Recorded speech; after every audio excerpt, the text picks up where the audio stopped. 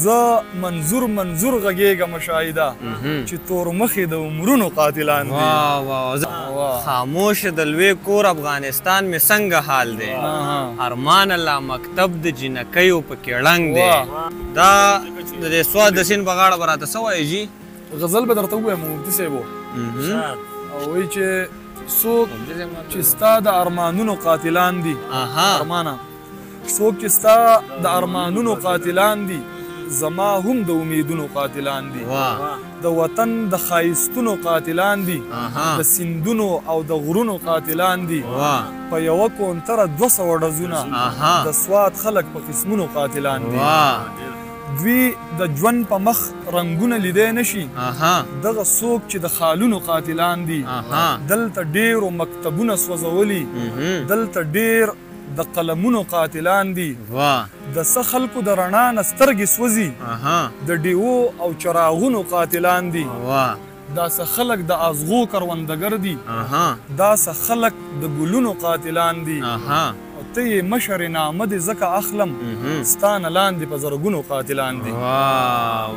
ته یې مشر نامه دې ځکه اخلم، ستا نه لاندې په زرګونو قاتلان دي. او زه منظور غږېږم شاهده چې تور مخې د عمرونو قاتلان دي.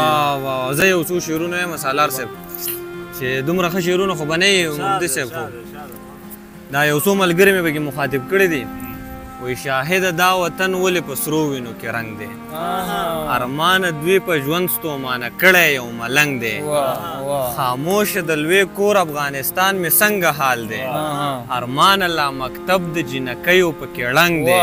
هلاله دا جنت ولې کافرو دی نیولی، هلاله دا جنت ولې کافرو دی نیولی.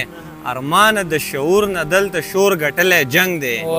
او انوره ډاکټرۍ کې د جیب ګرم نه کو یاره، انوره ډاکټرۍ کې د جیب ګرم نه کو یاره.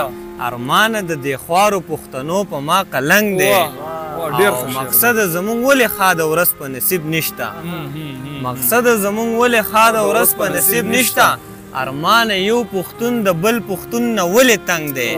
او لوهاره زه به ستا د زړه خبره ځاني وکم چې جیب د چا خالی وي که ډېر ښکلی وي بدرنګ.